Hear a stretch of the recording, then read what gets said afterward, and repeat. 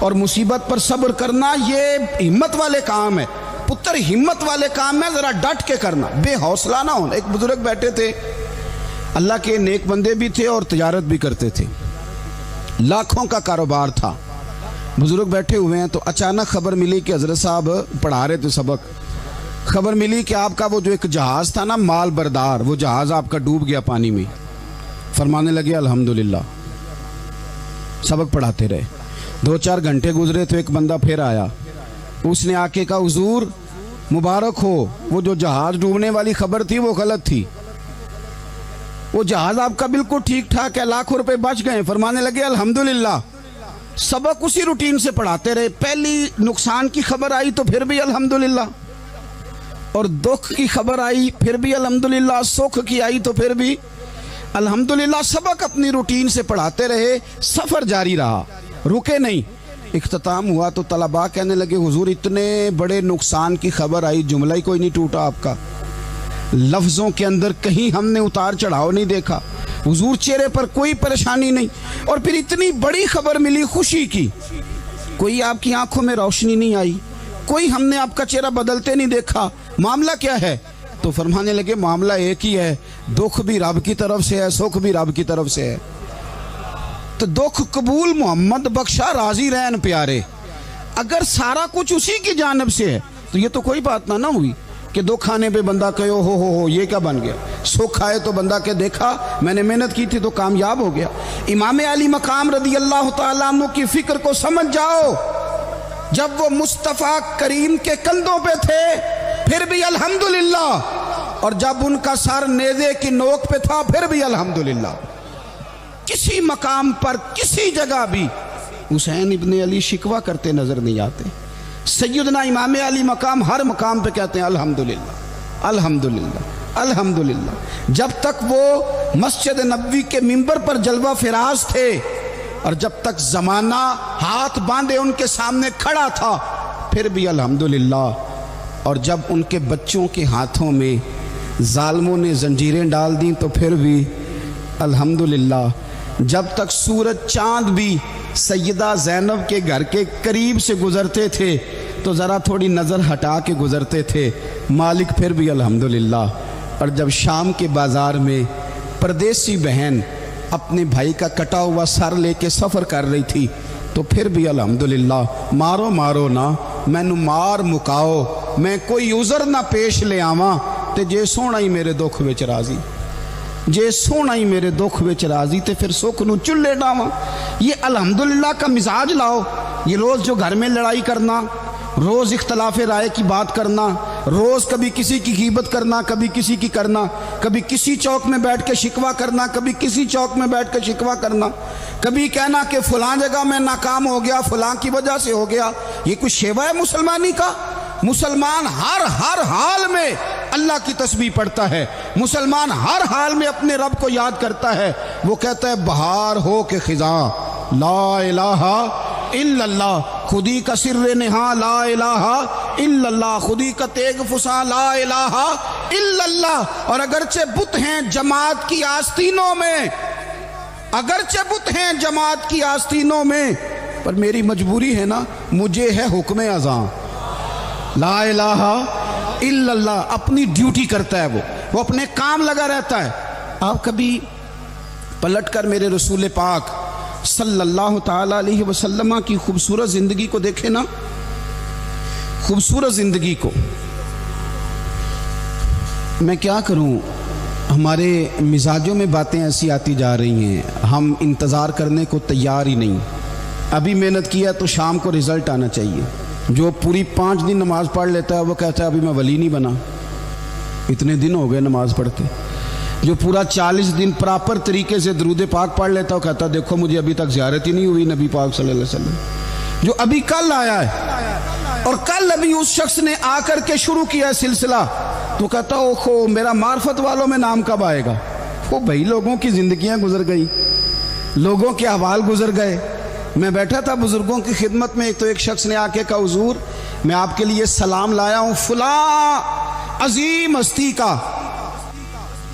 تو حضرت صاحب نے اس کو تھپکی دی، فرمانے لگے پتر میں انہیں جوگا نہیں، تینوں کوئی پلیکھا لگ گیا ہے، میں بدکار پرانا خادم، او میں نہیں اس قابل یار، یہ تجھے غلطی لگ گئی ہے، مجھے تو اپنے اعمال کا پتہ ہے، میں موجود تھا اور صاحب علم و فضل بندے کے پاس تھا۔ کہنے لگے پتر میں نہیں اس قابل، مہربانی کرنا تو میرے لیے دعا کر، اللہ تعالیٰ میرے اوپر رحمت کر دے اور کوئی رستہ کھل جائے۔ اور سجنوں سنو، حضرت عمر فاروق جیسا بندہ میرے رسول پاک صلی اللہ علیہ وسلم کے غلاموں میں مولا علی شیر خدا کا مرتبہ کون جان سکتا ہے؟ حضرت علی کہا کرتے تھے میرا دل کرتا ہے اس طرح کے اعمال لے کے اللہ کی بارگاہ میں جاؤں جو اعمال سیدنا فاروق اعظم کے ہیں۔ اتنا صالح بندہ، اتنا پرہیزگار بندہ، لیکن حضرت عمر فاروق کے انتقال کا وقت آیا تو لوگ ان کی تعریفیں کرنے لگے، عمر کی بڑی بات ہے، عمر کی بڑی بات ہے۔ تو حضرت عمر رو پڑے، فرمانے لگے میرے لیے دعا کرو، مجھے درجہ کوئی بھی نہ ملے، بس میریاں نیکیاں اور بدیاں برابر برابر ہو جائیں، میں معاف کر دیا جاؤں، نیکی اور بدی برابر برابر ہو، چھوڑ دیا جاؤں۔ درجوں کا تو معاملہ بڑا آگے کا ہے، اتنی جلدی، اتنی سپیڈ، اتنی ہمیں جلد فٹافٹ ہو جائے، سویرے ہو جائے۔ آپ اپنی جد و جہد تو کریں، آپ تھوڑا پلٹ کے تو دیکھیں، آپ دیکھیں کہ لوگ میدانوں میں رہے، حضرت خالد بن ولید میدان میں رہے، حضرت سعد بن ابی وقاص میدان میں رہے، حضرت سیدنا ابو عبیدہ بن جراح میدان میں رہے، یہ لوگ ہمیشہ میدانوں میں رہے، اپنی اپنی ڈیوٹی کر کے چلے گئے۔ اسلام پھیلتا رہا، اپنی اپنی ترتیب سے آگے جاتا رہا، اپنے اپنے رنگ میں اللہ تعالیٰ لوگوں کو دین کی سمجھ عطا کرتا رہا۔ جلدی بڑی ہے، بہت جلدی ہے، شارٹ دروازہ چاہیے، صبر ہی کوئی نہیں، استقامت ہی کوئی نہیں، فٹافٹ ہو جائے۔ بہت سارے لوگ آ کے کہتے ہیں حضرت صاحب نماز تو پڑھنے لگا ہوں، روزہ تو رکھنے لگا ہوں، داڑھی بھی میں نے رکھ لی ہے اور آپ کے پاس بھی آتا ہوں، اب کوئی نگاہ کر دینا۔ تو میں کہتا ہوں یہ جو نماز آپ نے شروع کی ہے یہ بغیر نگاہ کی ہو گئی ہے، یہ جو آپ آنا شروع ہو گئے ہیں تو اس کو آپ نگاہ نہیں سمجھتے، اور یہ بھی میری نگاہ نہیں، پریشان نہ ہو جائیے گا، یہ بھی اللہ رسول کی نگاہ ہی ہے۔ او خدا کے بندو، تھوڑا سا اپنی زندگی میں صبر اور استقامت کو لاؤ، تھوڑا رستے پہ چلنا سیکھو۔ اور میں آپ کو ایک بات عرض کروں، ہمارے صوفیاء نے ایک باریک نقطہ بھی بیان کیا، وہ کہتے ہیں یہ جو وصال ہے نا، وصال یہ تو اختتام ہے، ملاقات تو فنا ہے، جو مل گیا وہ تو گیا، جس کی ملاقات ہو گئی وہ تو گئے تھے نا جناب موسیٰ ملنے، پھر کیا ہوا تھا؟ جس کی ملاقات ہو گئی وہ تو گیا۔ اصل کام کیا ہے؟ اصل کام اس کے رستے میں رہنا ہے، اصل کام تو یہ ہے کہ تو اس رستے پہ ہے کہ نہیں جس رستے پہ تجھے کھڑا کیا تھا، ان راہوں کا تو مسافر ہے کہ نہیں، تو نقش قدم تلاش کر، نقش قدم۔ ایک شاعر سیرت نگار بھی تھے، سمجھ لیں انہوں نے سیرت نگاروں کو بھی دیکھا، عشاق کو بھی دیکھا، رسول اللہ کے غلاموں کو دین کی نوکری کرتے بھی دیکھا، 40 سال حدیثیں پڑھاتے بھی دیکھا، نبی پاک کے نام پہ گلی گلی نگر نگر جاتے آتے بھی دیکھا، حضور صلی اللہ علیہ وسلم کی باتیں کرتے دیکھا۔ تو کسی نے ان سے پوچھا حضور تک رسائی بھی ہوئی ہے؟ تو وہ سرکار کی بارگاہ میں مخاطب ہو کے کہنے لگے تیری معراج کہ تو جانے کہاں تک پہنچا۔ یا رسول اللہ معراج کی رات آپ کہاں تک گئے؟ کوئی پتہ نہیں۔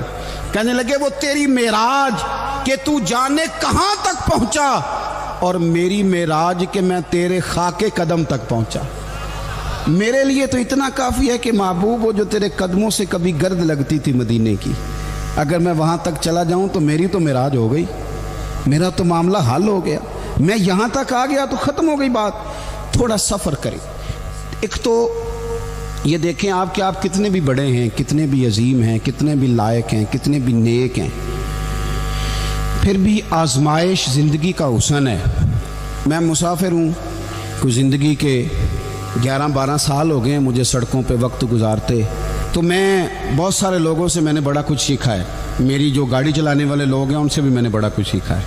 ایک میرا دوست تھا تو میں نے اس سے کہا کہ میرا خیال ہے موٹر وے پہ آپ کو گاڑی چڑھا دی جائے تو آپ کے لیے آسان ہے۔ تو کہنے لگا پیر صاحب ہے موٹر وے اوکھی جے چلانی۔ میں نے کہا وہ کس طرح؟ وہ کہنے لگے کہ موٹر وے پہ نا گاڑی چونکہ نہ کوئی سپیڈ بریکر ہے، نہ موٹر وے پہ کوئی چنگچی والا آگے آتا ہے، نہ زیادہ رش ہوتا ہے، تو سیدھی سیدھی چلاتے رہتے ہیں تو نیند آنے لگ جاتی ہے۔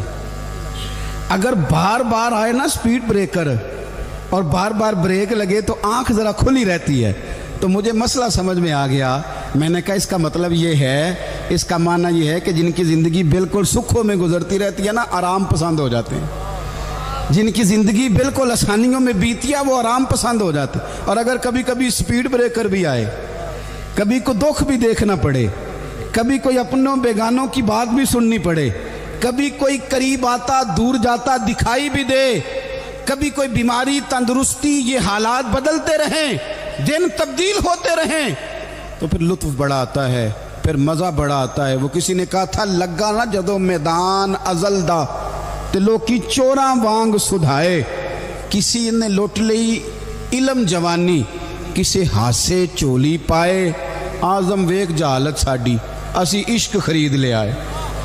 ویکھ نہ جہالت ساڈی اسی عشق خرید لے آئے. اور پھر کہنے لگے کسی دے سر دستار امامت اس علم پڑھاون سکھیا ہے، تے کسی نے پہنے فقر دا چوغا اس زہد کماون چکھیا ہے.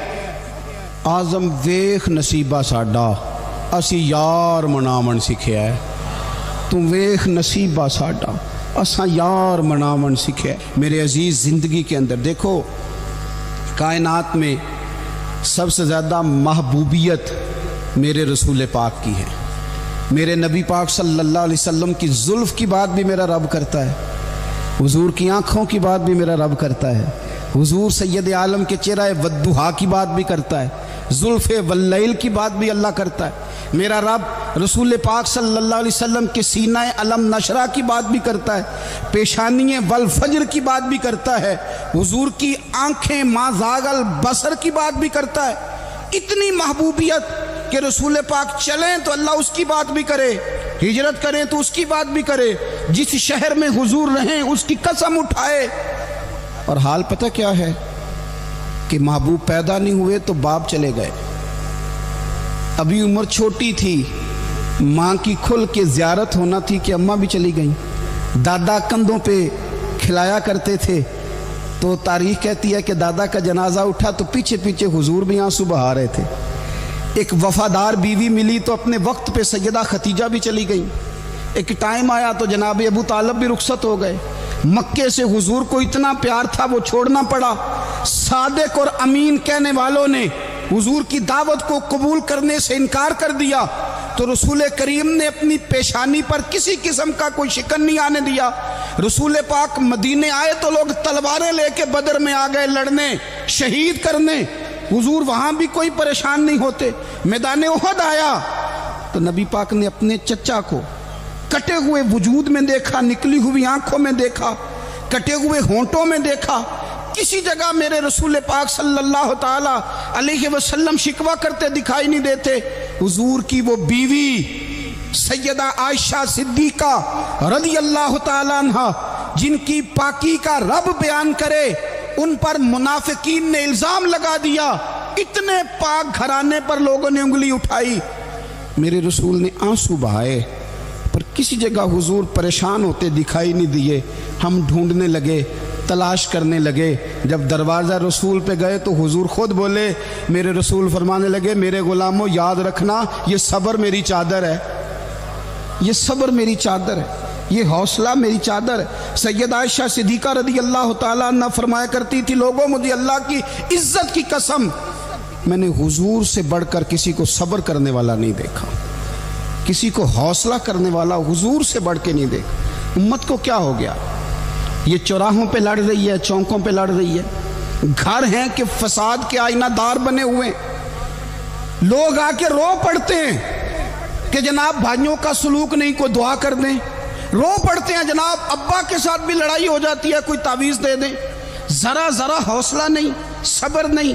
کسی جگہ ٹھہرنا تو سیکھو میرے عزیز. کسی جگہ او یارو آؤ نا. میدان کربلا کے دو سبق، استقامت اور صبر. کتنا درجہ ہے سیدنا بلال حبشی کا. میں تقریر کر دیتا ہوں، آپ سن لیتے ہیں، لیکن کبھی وہ انداز بھی تو دیکھو نا.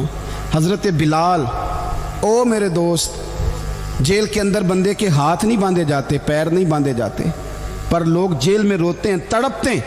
سیدنا بلال کہتے ہیں میں کلمہ پڑھتا تھا، رات امیہ مجھے باندھ کے رکھتا تھا، اور سویرے جب پتھر اچھی طرح تپ جاتے تھے نا تو لا کے باہر مجھے پتھروں پہ لٹا دیتا تھا، اور میرے وجود پر بھاری بھرکم پتھر رکھ دیتا تھا. سننا ذرا، تصور میں لانا بھلا میں کیا کہنے لگا ہوں۔ حضرت حسان بن ثابت رضی اللہ تعالیٰ عنہ فرماتے ہیں میں مکہ مکرمہ آیا حج یا عمرے کے لیے، تو میں نے مسجد نبوی کے جو آج مؤذن بلال ہیں، میں نے ان کا یہ رنگ دیکھا کہ مکے کے بچوں نے ان کے گلے میں رسی باندھ کے نا تو ہاتھوں میں پکڑی ہوئی، اور مکے کے بازاروں میں نا ان کو کھینچتے ہیں لے جاتے ہیں۔ میں نے ایک شخص سے پوچھا یہ کیا ماجرا ہے، کیا معمہ ہے؟ تو بتانے والوں نے بتایا کہ یہ کالے رنگ کا حبشی غلام مار سارا دن کھاتا ہے، اس کے ساتھ لوگ وہ سلوک کرتے ہیں جو اذیت ناک اور خوفناک ہے، سارا دن مار کھاتا ہے پر اپنی زبان پہ خدا کا نام لیتا رہتا ہے، محمد مصطفیٰ کا نام لیتا رہتا ہے۔ او تینوں لب دیاں آپ گواچے، سانو اپنی خبر نہ کوئی، اویخنا ساتھوں پارے نی ککھ گلیاں، ہن تے آکھ دے لوگ شدائی، اسی ننگ نموس دا ساڑ کے چولا، گل پہنے ہے تاج گدائی، اوے سجنا اپنا آپ گوایا ہے تاں یار نے چاتی پائی۔ بھائی اس طرح کا لوگوں نے بھی انداز دیکھا، لیکن ہمارا یہ حال ہے کہ کسی جگہ بھی ٹھہراؤ نہیں، کسی جگہ بھی ٹھہراؤ نہیں، کسی جگہ بھی صبر نہیں، کسی کام پر بھی استقامت نہیں۔ ہماری دوستیاں روز ٹوٹتی ہیں، تعلقات روز کمزور پڑتے ہیں، ہم بڑے جوش کے ساتھ آگے بڑھتے ہیں اور بڑے بڑے اعلانیہ وعدے کرتے ہیں۔ کون سی چیز ہے جو ہمیں کمزور کر دیتی ہے؟ سوائے اس کے کہ ہمارا نفس کمزور ہے، سوائے اس کے کہ ہمارا نظریہ کمزور ہے، سوائے اس کے کہ ہمارے اندر وہ طاقت نہیں جو ہمیں استقامت پہ لا کے کھڑا کرے، جو ہمارے اندر حوصلہ پیدا کرے۔ یاد رکھنا میدان کربلا کے اندر حضرت سیدنا امام حسین رضی اللہ تعالیٰ عنہ کا جو حوصلہ تھا وہ اتنا مثالی تھا، اتنا مثالی تھا، اتنا مثالی تھا۔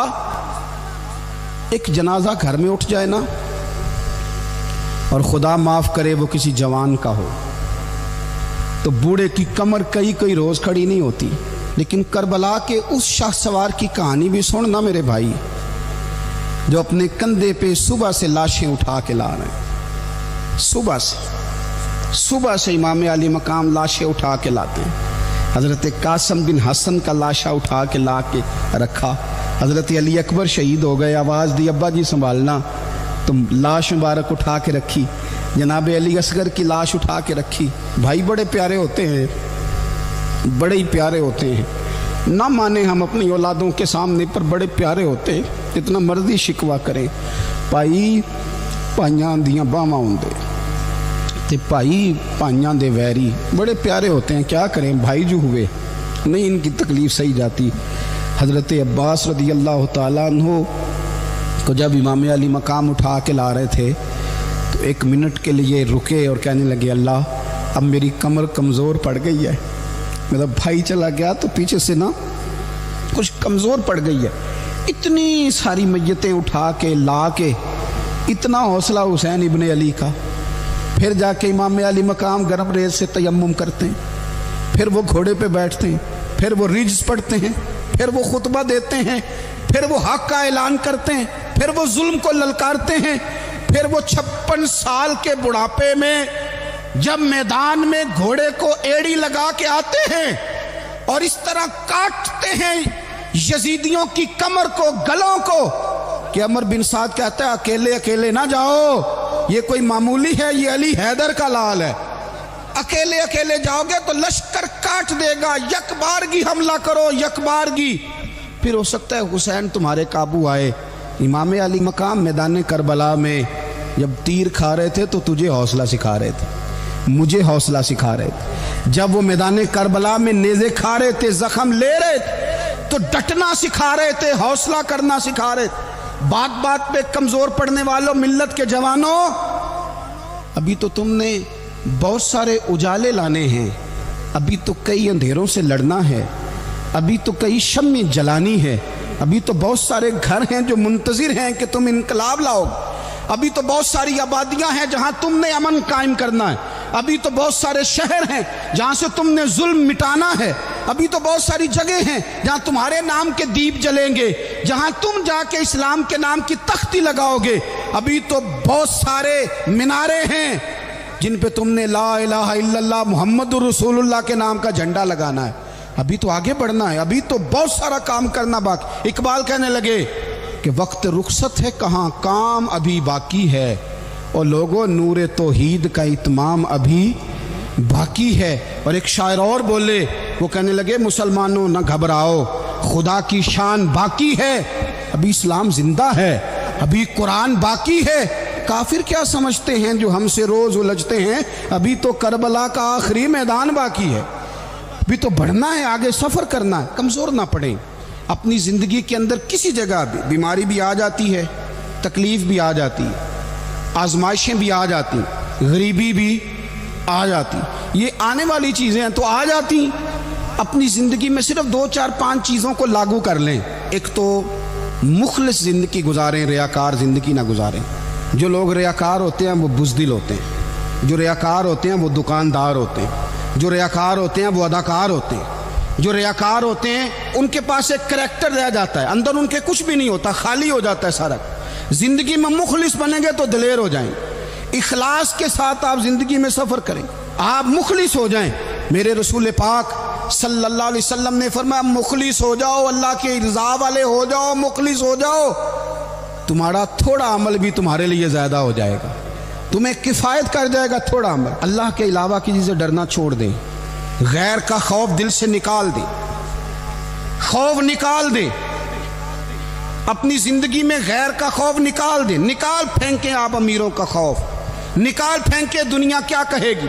یاد رکھنا عزتیں بھی رب دیتا ہے, ذلتیں بھی اس کی مشیت کا تقاضا ہوتی ہیں, رزق کا مالک بھی اللہ ہے. حضرت مولا علی سے کسی نے کہا کہ آپ اپنے ساتھ حارس کیوں نہیں رکھتے, گن مین کیوں نہیں رکھتے, باڈی گارڈ کیوں نہیں رکھتے؟ تو حضرت علی فرمانے لگے موت سب سے بڑی محافظ ہے, وقت سے پہلے آتی نہیں, آ سکتی نہیں. آپ غیر کا خوف نکال باہر پھینکیں. ایک جملہ میدان کربلا میں امام حسین نے کہا تھا, ایک جملہ, اور وہ جملہ اتنا طاقتور ہے کہ اگر سونے کے پانی سے لکھا جائے, ہیروں سے تولا جائے تو یہ ساری چیزیں کمزور پڑ جائیں. امام علی مقام میدان کربلا میں جب گھوڑے پہ سوار ہوئے, اللہ اکبر کہہ کے میدان میں آئے, اور آپ نے یزیدیوں سے کہا کہ تم ظالم ہو, جابر ہو, فاسق ہو, اطاعت تمہاری نہیں قبول کی جائے گی, اب بتاؤ لڑنا ہے کہ کیا کرنا ہے. جب وہ لڑنے کے لیے میدان میں آئے تو امام نے ایک جملہ کہا, فرمانے لگے لوگوں گواہ رہنا, آج میں نے عزتیں خرید لی ہیں اور ذلتیں دور کر دی ہیں. عزت ہے ہمارے پاس, عزت, ذلت دور ہو گئی. اگر اس کے ظلم سے چھپ کے بیٹھ جاتے, اگر ان تلواروں کے سامنے کمزور پڑ جاتے, اگر اس بڑے لشکر کو پیٹھ دکھا دیتے تو یہ عزت والا معاملہ, لوگوں ہم نے عزتوں کا سودا کیا, ہم نے ذلتیں بھگا دی, ہم نے وہی سودا کیا جو ہمارے اجداد کا طریقہ تھا, جو ہمارے اسلاف کا طریقہ تھا, جو طریقہ ہم نے علی المرتضیٰ سے سیکھا تھا اور نبی مصطفیٰ سے سیکھا تھا, وہ طریقہ ہم نے کر دکھایا. اللہ کے غیر کا خوف نکال پھینکے زندگی. اور تیسری بات, ہدف مقرر کریں. ہدف مقرر کریں. آپ کیا ہیں؟ آپ دین کے دائی ہیں, آپ دین کے مبلغ ہیں, آپ دین کو مالی سپورٹ کرنے والے ہیں, آپ اخلاقی سپورٹ کرنے والے ہیں, آپ ایک تاجر ہیں, آپ کس طرح کر کے میدان میں ہیں, آپ ایک ویلفیئر شخصیت ہیں, لوگوں کا بھلا کرنے والے, آپ کیا ہیں؟ اپنی زندگی میں اپنے اہداف مقرر کریں. بے معنی بے مقصد زندگی نہ. ہم نے ہدف بڑا چھوٹا مقرر کیا. ایک بندے کا ہدف ہے کہ میں نے کروڑ پتی بننا ہے, بن گیا وہ کروڑ پتی, اب کیا کرے؟ اب وہ ٹینشن میں ہے, کیا کروں؟ ہدف چھوٹا تھا نا, وہ پورا ہو گیا. ایک بندے کا ہدف تھا میں نے بڑی دکان خریدنی ہے, خرید لی, اب کیا کرے؟ اب ٹینشن میں, آگے کدھر جائے؟ ایک بندے کا ہدف تھا میں نے وزیر بننا, بن گیا. یہ چھوٹا ہدف ہے, یہ ہدف کبھی بھی آپ قبول نہ کریں. ایک ہدف وہ تھا جو یزید نے اختیار کیا کہ مجھے حکومت پہ بیٹھنا ہے. ایک ہدف وہ تھا جو عبید اللہ ابن زیاد کا تھا کہ مجھے گورنر بننا ہے. ایک ہدف وہ تھا جو عمر بن سعد کا تھا کہ مجھے رے کی حکومت لینی ہے. یہ ان لوگوں کے ہدف تھے. اور ایک ہدف حسین ابن علی کا تھا, امام علی مقام کا تھا کہ مجھے جبر کے سامنے ڈٹنا ہے, ظلم کے سامنے ڈٹنا ہے. امام علی مقام کا خون تو بہہ گیا, کربلا کی زمین تو رنگین ہو گئی, نہ عبید اللہ ابن زیاد کی گورنری بچی, نہ شمر کو حکومت ملی, نہ یزید کچھ کما سکا, نہ زیاد کا وہ ظلم رہا، نہ یزید کی وہ جفا رہی، جو رہا تو نام حسین کا، جو رہا تو نام حسین کا، جسے زندہ رکھتی ہے کربلا، جو رہا تو نام حسین کا۔ چھوٹے اہداف نہ مقرر کرو۔ یہ کیا بات ہوئی؟ ایک کونسلری پہ سارا کچھ ہار دینا، ایک بچے کے میڈیکل کالج کے داخلے پہ سارا کچھ ہار دینا، ایک ہلکی چیز سفارش پہ سارا کچھ ہار جانا، ایک بڑے آدمی کے نام فوٹو آ گئی اور تو سارا کچھ ہار کے بیٹھ گیا۔ نہ اپنی قیمت تھوڑی نہ لگا، جگہ جگہ نہ بکا کر، جگہ جگہ نہ بکا کر، جگہ جگہ نہ اپنے آپ کو سیل کیا کر۔ ہمارے سودے ہو گئے، ہمیں حضور نے خرید لیا، مدینے کی گلی میں سودا ہو گیا۔ سودا کس نام پہ ہوا؟ کس نام پہ ہوا؟ ہم نے صرف اتنا کہا کہ یا رسول اللہ میدان محشر کہہ دینا کہ وہ دیکھو ہمارا غلام آ رہا ہے۔ بس اتنی سی بات پہ سودا ہوا، بک گئے، طے کر لیا، اس کو معراج سمجھا۔ بھائی کمزور کیسے پڑ گئے ہم؟ کس مقام پہ کمزور پڑ گئے؟ کہاں جا کے ہمارے اندر کمزوری آئی؟ استقامت، صبر، حوصلہ، ڈٹنا، مضبوط ہونا۔ ہم نا سوشل میڈیا دیکھ کے رائے قائم کرتے ہیں، آج کل یہ ہو رہا ہے تو لہذا اب بھی یہ کر دیں، کل وہ ہو رہا ہے تو لہذا اب بھی وہ کر دیں۔ ہمارا نظریہ کتاب و سنت ہے، ہمارا نظریہ وہ ٹرینڈ نہیں جو آج کل فلانی جگہ پہ چل رہا ہے۔ ہمارا نظریہ ہمارے بزرگوں کے 1400 سالہ نظریات ہیں۔ آپ 4 5 6 خبریں دیکھ کے نظریہ نہ بنایا کریں، نظریہ اللہ کی کتاب دیکھ کے بنائیں، رسول اللہ کا فرمان دیکھ کے بنائیں۔ 5 7 10 20 اینکر جہاں آپ کو لے کے جائیں وہ والا ذہن نہ بنائیں، ذہن وہ بنائیں جو ذہن ہمیں سیدنا امام حسین نے عطا فرمایا ہے۔ اپنی زندگی